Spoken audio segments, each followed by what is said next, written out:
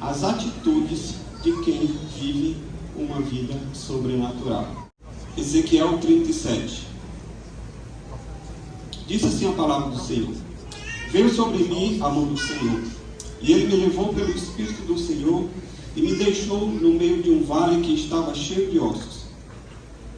Ele me fez andar ao redor deles, e eu pude ver que eram muito numerosos na superfície do vale e estavam sequíssimos.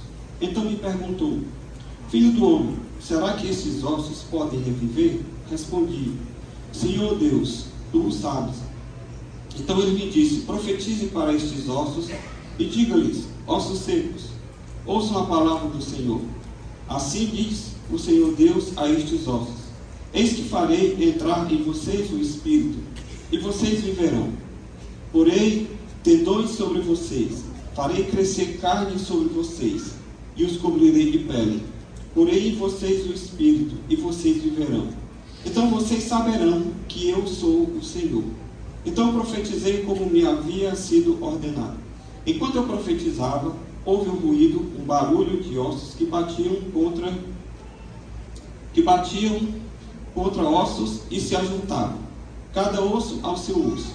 Olhei e eis que apareceram tendões sobre os ossos, cresceram as carnes, e eles se cobriram de pele.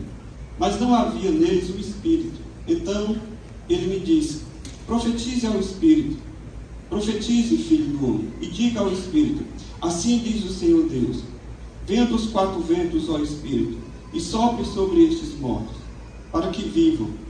Profetizei como ele me havia ordenado. O Espírito entrou neles, e eles viveram e se puseram de pé. Formavam um exército, um enorme exército. Então ele me disse: Filho do homem, esses ossos são toda a casa de Israel. Eles que dizem: Os nossos ossos estão secos, perdemos a nossa esperança, fomos exterminados. Portanto, profetize e diga-lhes: Assim diz o Senhor Deus: Eis que abrirei as sepulturas de vocês, e os farei sair delas, ó povo meu, e os levarei de volta à terra de Israel. Vocês saberão que eu sou o Senhor, quando eu abrir as sepulturas de vocês e os fizer sair delas, ó povo meu. Porei em vocês o meu Espírito, e vocês viverão. Eu os estabelecerei na sua própria terra, e vocês saberão que eu sou o Senhor.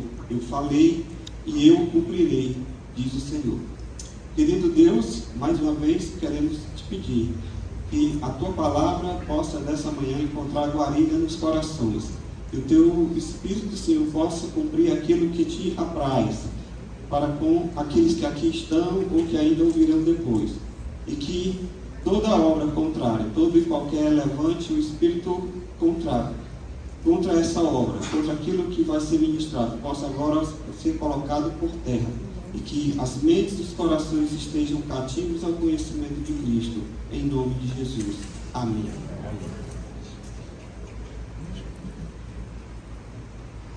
Na primeira série dessa mensagem, que nós iniciamos no domingo passado, nós vimos que o povo de Israel, por causa do seu afastamento de Deus, em não cumprir a aliança que havia sido estabelecida quando eles entraram na terra prometida, no ano de 722 a.C., as 10 tribos de Israel na época já estava dividido em tribos do norte e tribos do sul.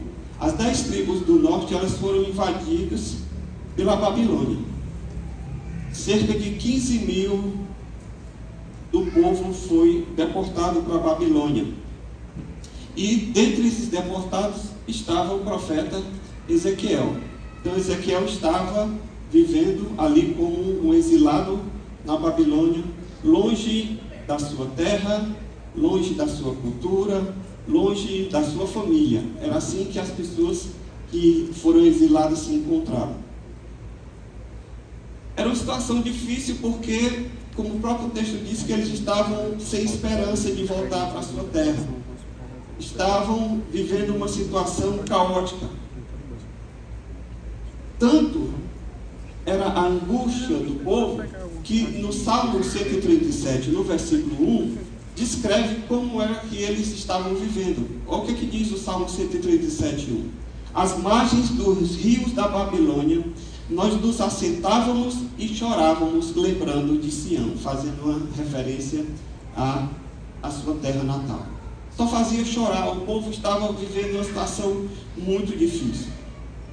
E Ezequiel, vivendo entre eles, estava sujeito aos mesmos sentimentos e pensamentos que as pessoas exiladas estavam passando. E foi no meio dessa situação desoladora, caótica e de sem esperança, que o Senhor ele trouxe a Ezequiel uma experiência sobrenatural, que foi essa visão que nós acabamos de ler aqui com vocês. O Senhor deu a eles uma visão de um vale cheio de ossos, de esqueletos humanos, né? Os quais representavam a própria nação de Israel, como o Senhor diz no versículo 14. E como era o que é que Ezequiel tinha que fazer nessa visão? Ele deveria profetizar para quê? Para que esses ossos voltassem a viver, se juntassem, fosse criado pele e voltasse a ter uma vida normal. E nessa visão, quando Deus manda Ezequiel falar ao povo, falar aos ossos para que volte a viver, é porque o Senhor queria usar aquilo como uma analogia para o povo entender que, assim como ele estava dando vida àqueles ossos secos, mortos, assim também ele poderia fazer com aquele povo exilado, poderia fazê-los voltar novamente à sua terra, tirados daquela situação caótica em que eles se encontravam. Então, essa visão foi uma analogia para mostrar que o mesmo Deus que era capaz de dar vida a ossos, é o mesmo Deus que era capaz de trazê-los de volta para a sua terra. Assim Deus poderia não só vivificá-los, mas poderia restaurar toda a nação de Israel. A semelhança do que aconteceu com Ezequiel, que teve essa visão no meio dessa situação caótica, o Senhor também ele pode mudar a nossa vida hoje. Amém? Amém.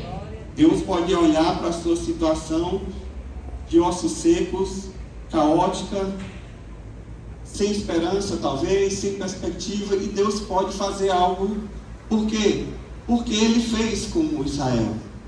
E Ele tem feito ao longo da história.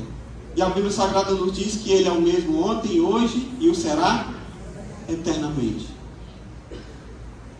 Na semana passada, na primeira mensagem dessa série, nós falamos sobre 3 condições para que a pessoa possa ter uma vida sobrenatural, possa experimentar o sobrenatural de Deus na sua vida. Nós falamos que se nós quisermos viver a vida sobrenatural, nós precisamos nos colocar debaixo da mão de Deus, para que o Senhor possa ter o controle das nossas vidas.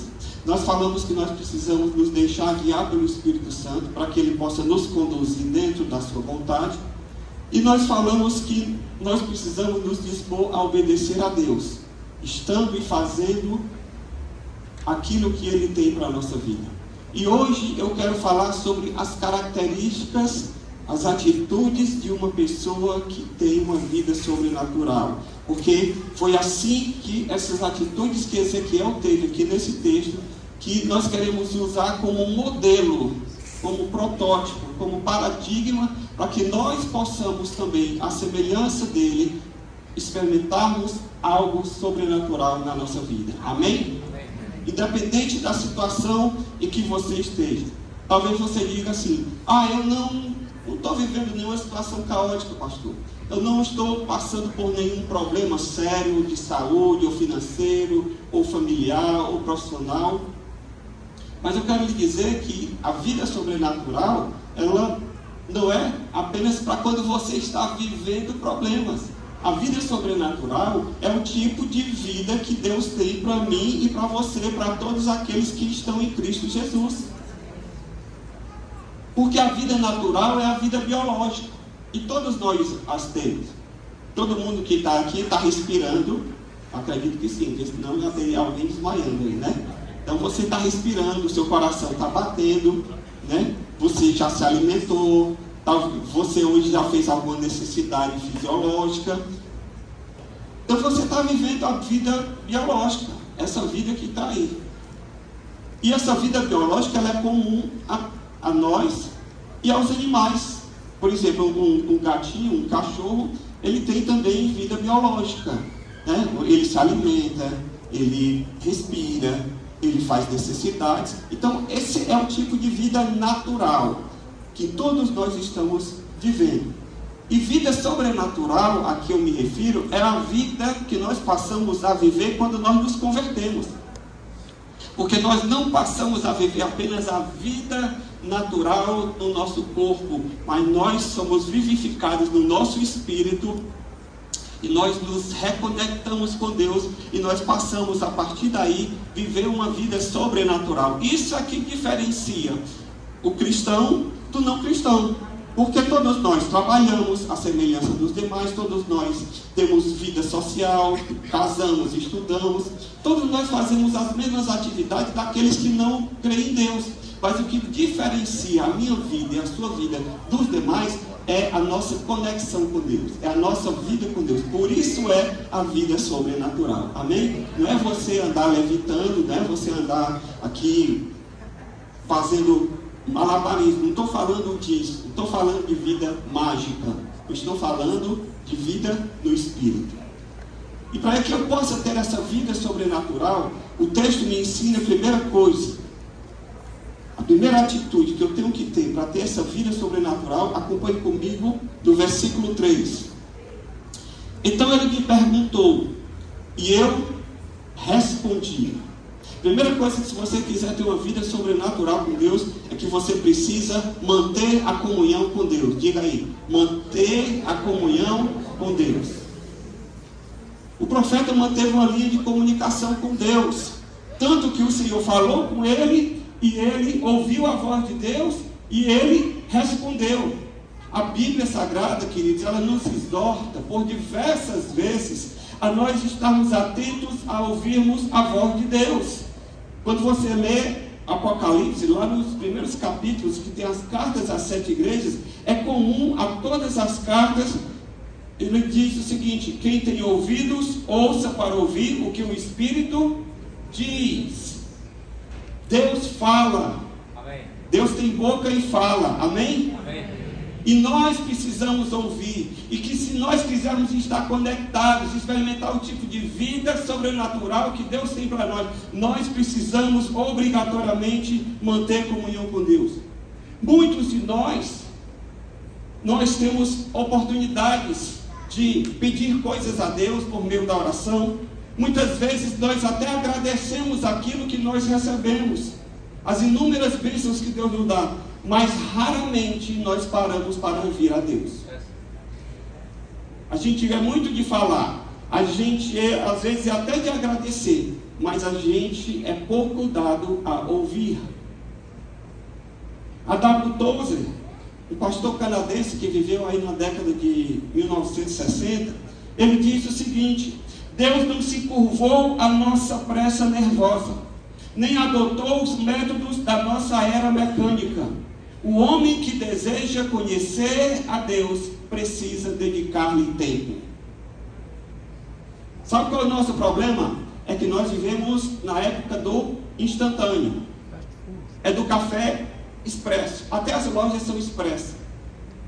Já prestou atenção? Tudo tem Americanas Express, Carrefour Express, tudo tem o Express. Por quê? Porque nós estamos sempre correndo de um lado para o outro, e nós não paramos para nos deter para ouvir a Deus. Nós não paramos nem para ouvir as outras pessoas. A gente é mais de falar do que de ouvir. E nessa época então de rede social, todo mundo teve voz, e aí todo mundo quer falar, todo mundo faz vídeo, todo mundo está sempre falando alguma coisa, ou por meio de vídeo, ou por forma escrita. Nós somos dados a falar e pouco a ouvir. Alguém já disse: Deus nos deu 2 ouvidos e uma boca. A gente deveria ouvir mais e falar menos, mas nós não aprendemos a lição. E aí estamos sempre falando. Só abrindo o parênteses, diz que uma mulher tem necessidade de falar 3.000 palavras por dia. E o homem 1.000. Então, quando você sai para trabalhar, você gasta as suas 1.000 lá. Quando você chega em casa, você está doido para poder descansar. Só que ela ainda tem 2.000. E aí, meu amigo, você vai ter que determinar. Mas sabe o que é? Que o homem precisa escutar 3 vezes para poder entender. Pastor, você deve estar dizendo que o homem precisa escutar 3 vezes para entender.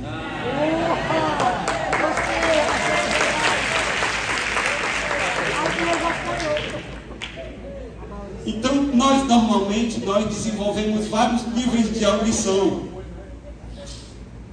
Nós estamos sempre escutando. Aqui agora mesmo, você está escutando a minha voz? Sempre tem alguma onda passando aqui, ou de rádio, ou de TV, o tempo todo. Mas nós não temos uma audição concentrada. O que é audição concentrada, pastor? É a gente focar, né? Se for daquele pessoal do adepto do mindfulness, né? Que ele diz que você tem que ter uma atenção concentrada. Rick Warren, ele fala o seguinte: existe uma coisa que Deus não tem, a não ser que você dê para Ele. Você sabia que tem uma coisa que Deus não tem, a não ser que você dê para Ele? Você diz, pastor, isso é heresia, eu nunca ouvi falar disso, que até onde eu sei, Deus é autossuficiente e Deus tem todas as coisas. Como é que eu vou poder dar alguma coisa para Deus e que Deus não tem, a não ser que eu dê para Ele? Tem sim, uma coisa que só Deus só terá se você der para Ele. Sabe o que é? A sua atenção. Se você não der sua atenção, Deus não a terá. Então você precisa tirar um tempo na sua vida, na sua agenda, para que você possa ter uma atenção concentrada para ter comunhão com Deus. Não apenas para falar, mas para ouvir. Pastor, o que é que eu tenho que fazer então? Primeira coisa, diminua talvez aí o ritmo na sua agenda para ter mais tempo para Deus. Ah, mas a minha vida eu já acordo correndo. Então, bote o despertador para acordar mais cedo. Simples. Tecnologia eu não consigo. Bote o despertador. Pom. O meu despertador do relógio eu boto todo dia 6 da manhã. E ele parece que o mundo está se acabando. Mas porque se eu não fizer isso, aí eu fico aquilo que a gente chama de morgando, né? A pessoa fica morgando e aí acaba não tendo tempo. Refaça esse compromisso da sua agenda. Gaste tempo com as disciplinas espirituais, da oração, da leitura da palavra. Você quer ouvir a voz de Deus? Não tem como você escutar a voz de Deus se você não abre a palavra de Deus. Se você se alimenta só daquilo que você escuta aqui no púlpito, eu quero lhe dizer que é uma boa opção. Mas é uma alimentação de segunda mão. Por quê? Porque ela está vindo por meio de uma pessoa, no caso aqui hoje especificamente eu, que estou lendo a palavra e estou aqui falando e tentando explicar a palavra. Mas quando você tem a sua experiência de abrir a Bíblia Sagrada e pedir, Deus fala comigo, você ouve a voz de Deus em primeira mão. Entende? E como há sempre o fator humano aqui, que sou eu, há a possibilidade de ter falha, a possibilidade de ter ruído na comunicação.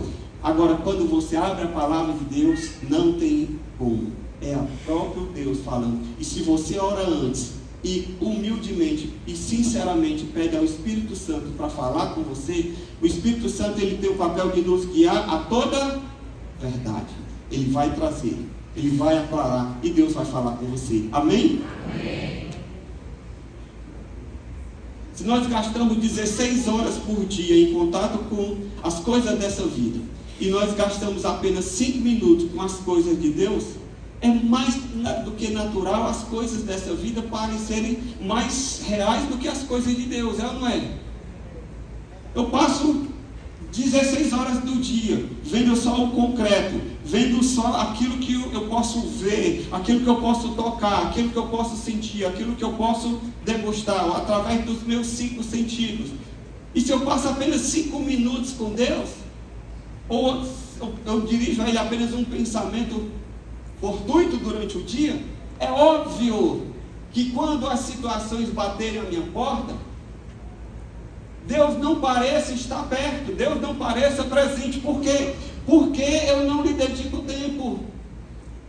Aí você diz, Deus, me abandonaste? Não, você que anda longe, meu filho. Você que não está cultivando, você que não está fazendo aquilo que o Senhor já instruiu na sua palavra.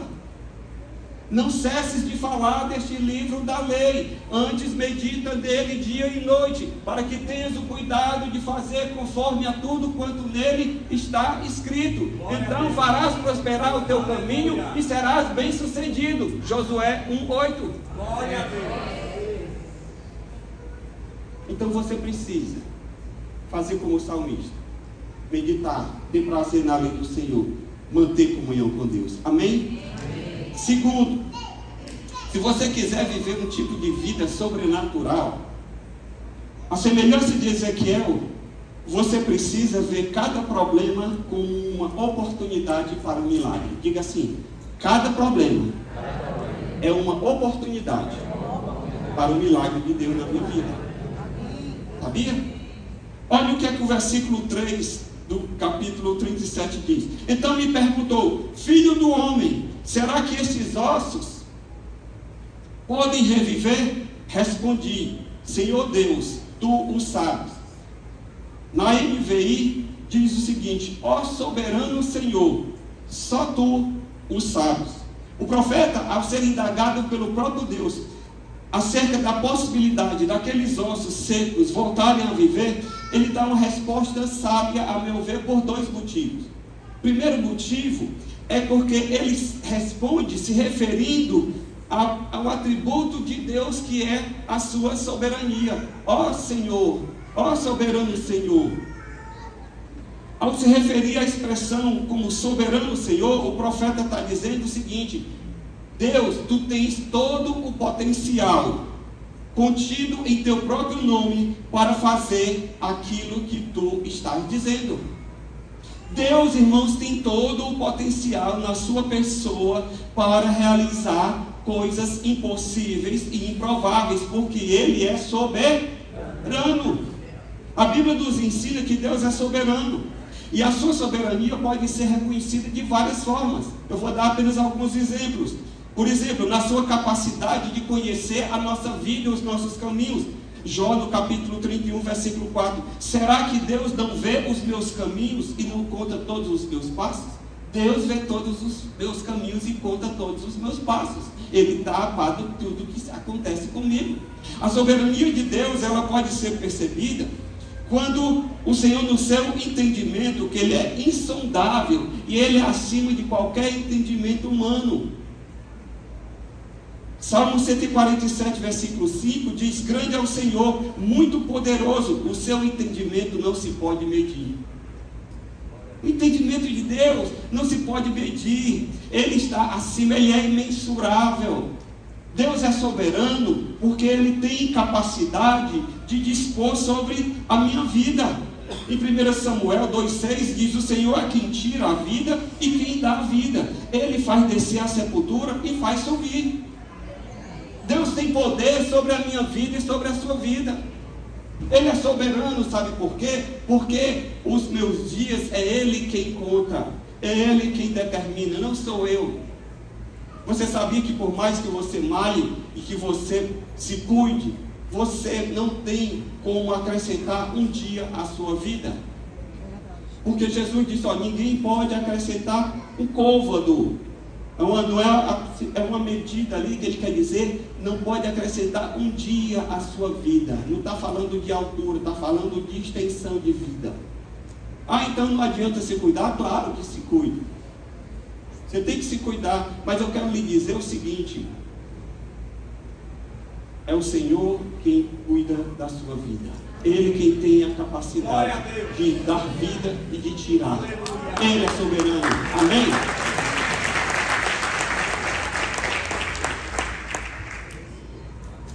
Deus tem controle sobre a sua criação. Isaías 40, 26. Levantem os olhos para o alto e vejam quem criou essas coisas. Aquele que faz sair o seu exército de estrelas, todas bem contadas, as quais ele chama pelo nome. Os astrônomos não conseguem nomear as estrelas, Deus as chama pelo nome.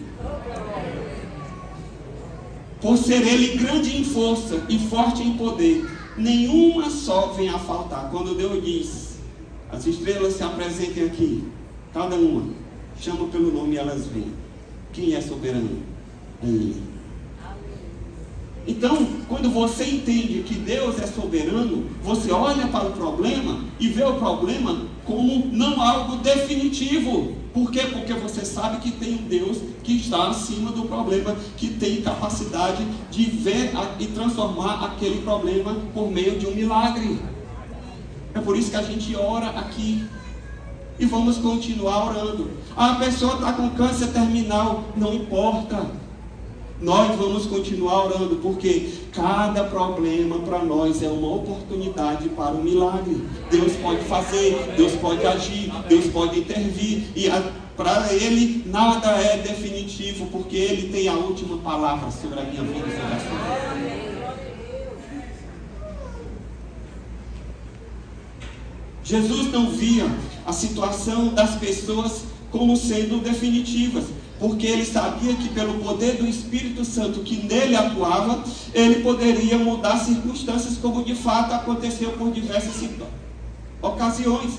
Por exemplo, Jesus ele transformou água em vinho. Jesus ele curou o filho de um homem nobre. Jesus ele produziu uma pesca milagrosa. Jesus ele libertou o endemoniado na sinagoga. Ele curou a sogra de Pedro. Alguém disse que ele não deveria ter feito esse milagre, mas tudo bem. Ele limpou o leproso, ele curou um paralítico, ele curou um inválido, ele curou um homem da mão ressequida, ele curou o servo do centurião, ressuscitou o filho de uma viúva, libertou o endemoniado, acalmou a tempestade, libertou os endemoniados de Gadara, ressuscitou a filha de Jairo, estancou o fluxo de sangue de uma mulher, restaurou a vista aos cegos, libertou outro endemoniado, alimentou 5.000 pessoas, caminhou sobre o mar, libertou a filha da mulher cananeia, alimentou mais 4.000 pessoas, curou um surdo e gago, curou um cego, curou uma criança lunática, providenciou dinheiro do tributo na boca de um peixe, curou 10 leprosos, curou um cego, ressuscitou a Lázaro, libertou uma mulher do espírito de enfermidade, curou 2 cegos, curou a orelha do soldado Malco, produziu uma segunda pesca milagrosa e por fim ele ressurgiu dentre os mortos.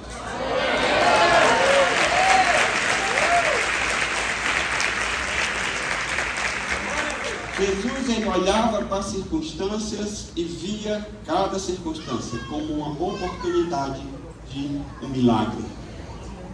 Porque ele sabia no poder de quem ele estava operando. Ande na dimensão, querido, do sobrenatural. E você não vai se deixar impressionar pelo tamanho do seu problema, porque você vai saber quão grande é o seu Deus. Glória a Deus!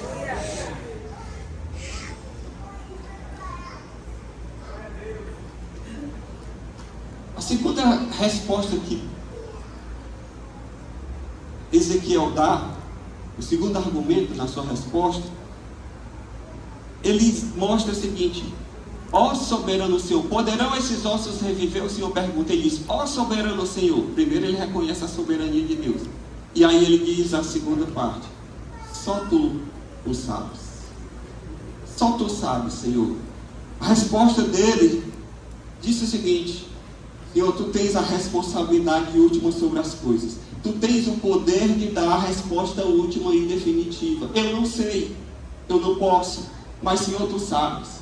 Deus tem a última palavra. Deus tem a resposta definitiva. Deus tem a resposta correta para o seu e o meu problema. As coisas que você não sabe, aquilo que você indaga e que você não tem resposta e que ninguém na terra tem, por mais espiritual que seja, deixa eu lhe dizer, o Senhor tem, o Senhor sabe, o Senhor pode todas as coisas. Talvez se fosse eu e você respondendo, a gente diria, Senhor, francamente eu não sei. Mas para alguém que está andando na dimensão do sobrenatural, ela vai dizer, o Senhor sabe. Às vezes a gente chega para uma pessoa, quando vai evangelizar, e pergunta, meu amigo, você tem certeza de salvação? Aí a pessoa diz, não. Outro diz, estou fazendo por onde? Sabe. Mas quando a pessoa chega para você que já se converteu e que você sabe que você foi salvo por causa da obra de Cristo na cruz, ela diz assim: você tem certeza? E você que está me perguntando, tem certeza? Você diz: eu tenho. Ela diz: por quê? Porque você é melhor que eu? Não, mas porque Jesus fez aquilo que eu não podia fazer. Jesus foi à cruz para me salvar. Jesus foi à cruz para perdoar os meus pecados. E Ele agora, por causa da minha fé no seu sacrifício, eu me apropriei. E eu agora tenho a certeza e a convicção. E o Espírito Santo testifica com o meu espírito que eu sou filho de Deus. Só tem essa resposta quem vive uma vida sobrenatural. Porque quem está no natural, ele vai dizer, ele vai apelar para as boas obras, ele vai apelar para a caridade, ele vai apelar para a boa cidadania, para tudo aquilo que está ao alcance dele. Mas quando eu entendo que não é por obras, pela graça sois salvos mediante a fé, e isto não vem de vós, é dom de Deus, não vem de obras para que ninguém se glorie. Efésios 2, 8 e 9. Quando eu entendo isso, foi graça, não é mérito. Eu posso dizer: eu tenho certeza da vida eterna. Senhor, só Tu sabes. Confie em Deus, querido. Mesmo quando você se sentir tentado a agir e alterar as circunstâncias pela sua própria força, entenda: Deus está no controle. Descanse na soberania de Deus. Descanse no Senhor. Ele tem a última palavra. Ele pode realizar aquilo que você não pode fazer. O milagre é algo que Deus... O próprio nome milagre já mostra que é algo que não é corriqueiro. É esporádico, porque senão não seria milagre, seria algo usual. Mas o milagre para Deus, ele é usual no sentido de que está ao alcance dele. O milagre para mim e para você é extraordinário. A gente não anda vendo milagre todo instante, mas quando a gente sabe e conhece o Deus a quem nós servimos, a gente sabe que sempre existe a porta do milagre aqui do lado. É por isso que a gente ora. Certa vez, Jesus chegou para o homem leproso. E Jesus perguntou: o que é que você quer? Olha, perguntar para alguém leproso o que é que ele quer, ele vai dizer: não, eu estou pensando em mudar a minha aplicação no banco. O senhor poderia me ajudar para ter um rendimento melhor? Não, ele só: eu quero ser curado. Senhor, se Tu quiseres. Ele não tinha certeza. Ele disse assim: Senhor, se Tu quiseres, Tu podes me curar. Ele sabia que Jesus tinha poder para fazê-lo, mas ele não tinha certeza se Jesus queria. E aí Jesus disse assim: eu quero ser limpo. E ele foi limpo. Deixa eu lhe dizer, Deus quer, Deus tem o melhor para nós. Deus, a palavra de Deus diz que os pensamentos do Senhor, Jeremias 29, 11. Eu sei os pensamentos que tenho a respeito de vós, diz o Senhor. Pensamentos de paz e não de mal, para vos dar o fim que desejais. Outra versão diz: para vos dar uma esperança e um futuro. Deus tem pensamentos de paz a nosso respeito. Ele quer o melhor para a nossa vida. Amém? Amém. O que eu preciso é crer que o Senhor tem a minha vida em suas mãos. Ele é soberano. E eu tenho que me deixar guiar por isso. E para terminar, se eu quiser viver algo sobrenatural na minha vida, eu não posso me deixar influenciar pela lógica humana. Diga assim: não se guie pela lógica humana.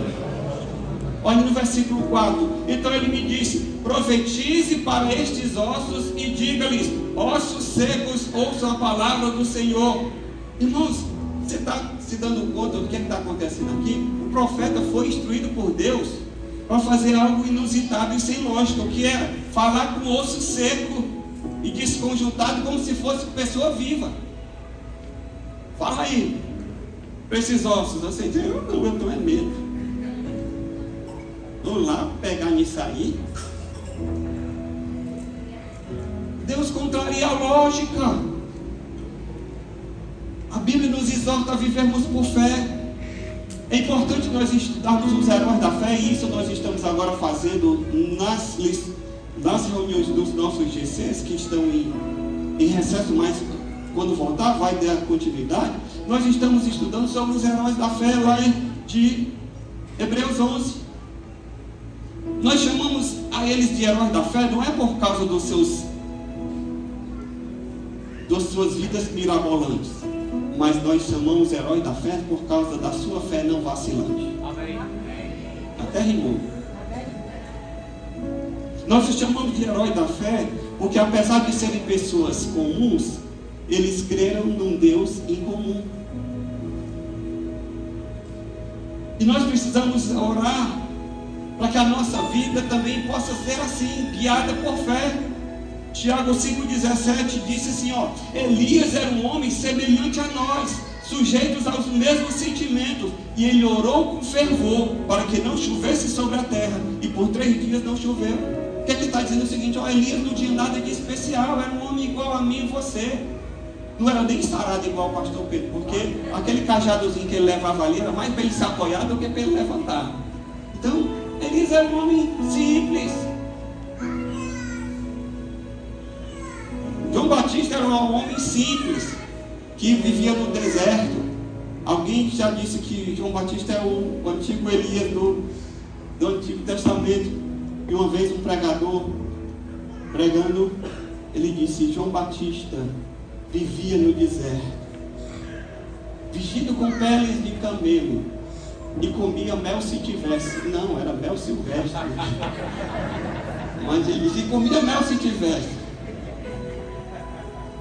Então, alguém que vivia assim, era uma vida simples, mas deixa eu lhe dizer, era uma pessoa comum, mas orou com fervor, e Deus fez.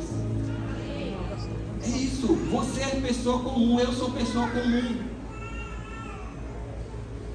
Mas se nós orarmos com fé, Deus pode fazer. Por quê? Porque nós não estamos indo na lógica humana, nós fomos chamados para viver por fé. Noé foi instruído a construir uma arca, irmãos, num lugar onde não chovia. Faz sentido isso? Hebreus 11:7. Pela fé, Noé, divinamente instruído a respeito de acontecimentos que ainda não se viam, sendo temente a Deus, construiu uma arca para a salvação da sua família. Deus disse, eu vou fazer, Noé, construa a arca.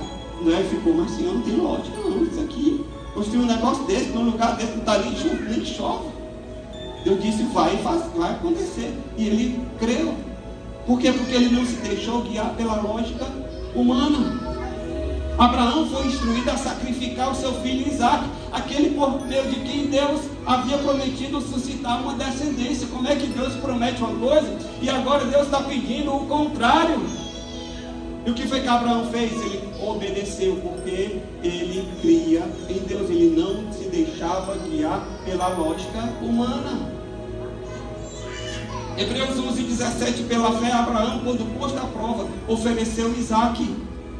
E diz assim no versículo 19: Abraão considerou que Deus era poderoso até para ressuscitar Isaac dentre os mortos. Ele diz, olha, Senhor, tu prometeste, esse menino nem existia, não existia a menor possibilidade dele vir à existência, e o Senhor criou as condições e ele veio de forma sobrenatural. E se o Senhor está pedindo a vida dele agora, eu vou dar, porque eu creio que o Senhor pode ressuscitá-lo dentre os mortos, porque tu és o Deus que faz milagres.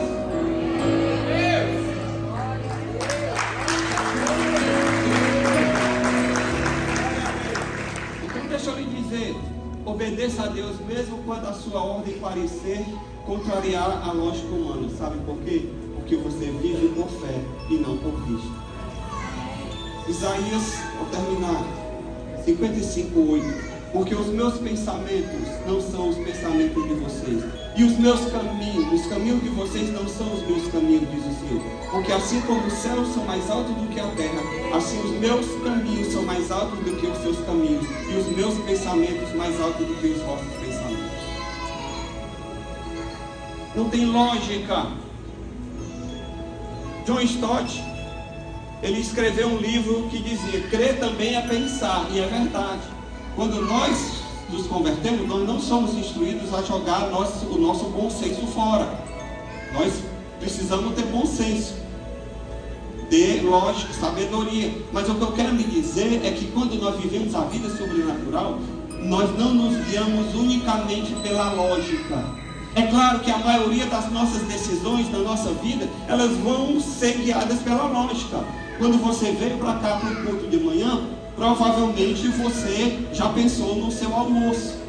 Eu tenho um amigo que com certeza, se ele estivesse aqui, ele já estava dizendo, o almoço já está garantido, porque ele já faz o almoço antes de vir. Porque ele pensa mais por aqui. Está brincando. Então você vai sair daqui, você vai sair pela porta que você entrou, por uma dessas duas. Você não vai chegar ali pelo banheiro e dizer, hoje eu estou querendo sair aqui pelo banheiro, abre essa parede aqui para mim. Vai fazer isso? Não, porque não tem sentido, não tem razão. Então nós agimos a maior parte do tempo pela lógica, guiados pela nossa lógica, o bom senso. Nós raciocinamos, nós inquirimos, nós pensamos, e é isso que nos distingue do restante da criação. Alguém até brincou e já disse que a cabeça não existe só para separar as ovelhas. Já conhece essa expressão? Mas a gente precisa raciocinar. Mas quando nós vivemos uma vida sobrenatural, nós não nos guiamos unicamente. A lógica não é o nosso único critério de valor e de julgamento. Porque nós sabemos que acima da lógica existe o Deus do sobrenatural. E o Deus do sobrenatural, muitas vezes, ele não age na lógica. Jesus disse assim, quando alguém bater na tua face direita, oferece a outra à esquerda. Bater numa face e oferece a outra. Se alguém pedir para dar uma milha de duas, aquele que quiser reter não vai prosperar, mas aquele que perder a sua vida por amor de mim, ganhará. A lógica do reino é invertida. A lógica do reino de Deus é invertida. E nós precisamos entender isso. O que é que o investimento nos diz? Se você quer ter uma aposentadoria tranquila, guarde agora, poupe agora, para que no futuro você possa ter. É verdade? Faz sentido. Mas quando Deus diz assim, confie em mim, dê, abençoe. Mas Senhor, era tudo aquilo que eu tinha.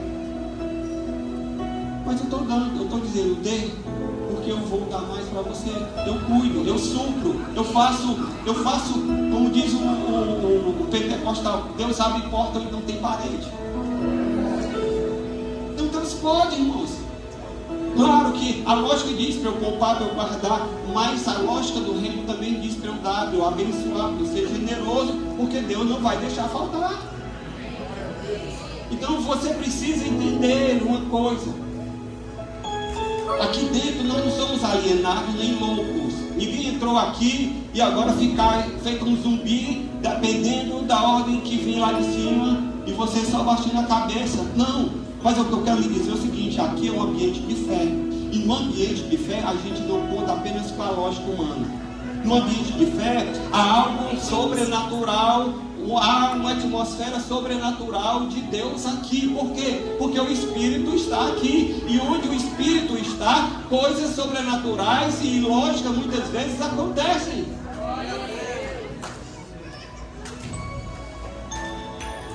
Se for para bater palma para Jesus, pode bater.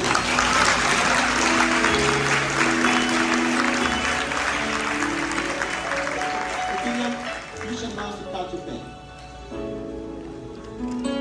Pastor, eu quero viver uma vida sobrenatural. Vamos recapitular 3 coisas que Ezequiel fez, que eu e você podemos e precisamos fazer. Primeiro,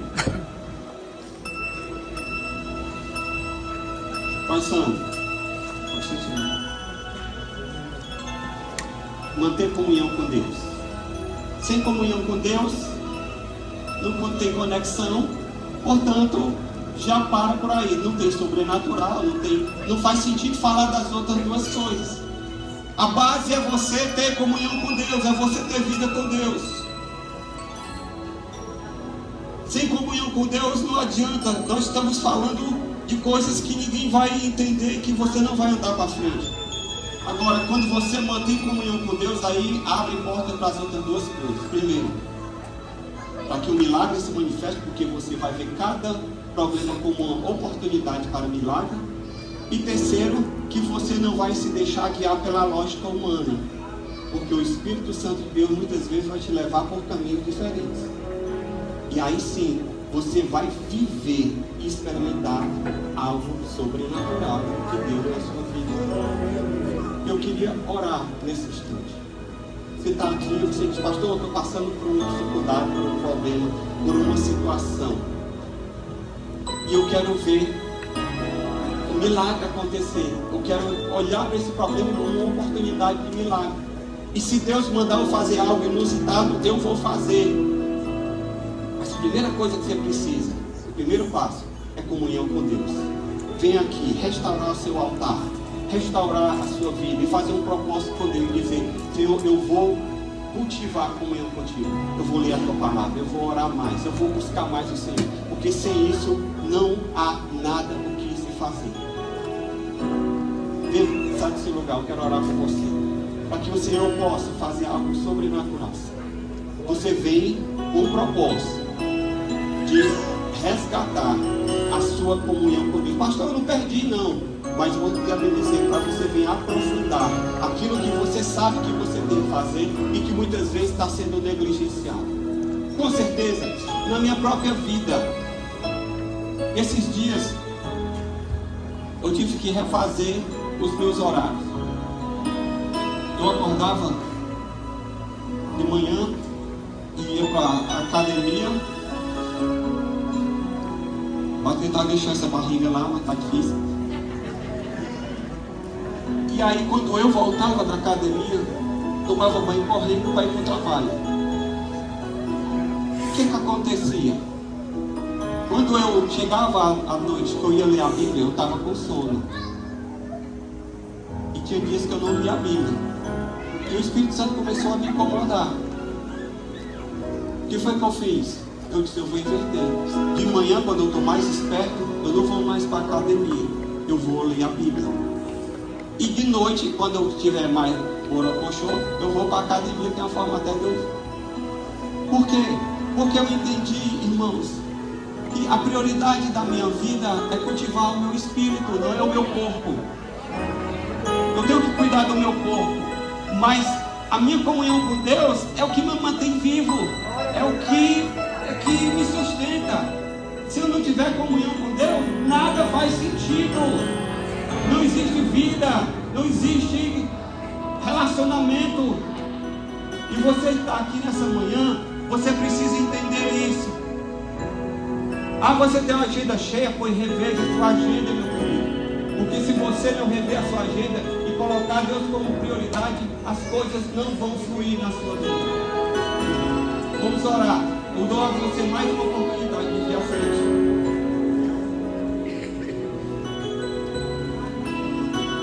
Se juntar a esses e dizer, Senhor, eu quero priorizar o Senhor.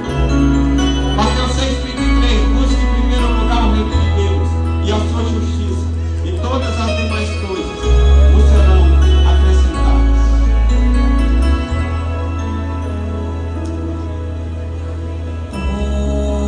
Ama-me, Senhor,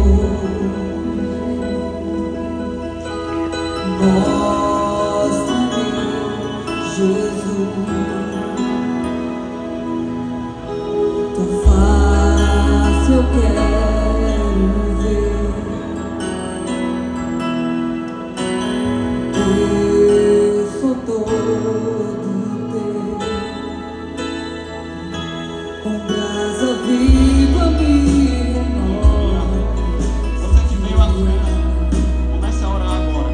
Faz arder em mim Peça, vai fazer arder em você a chama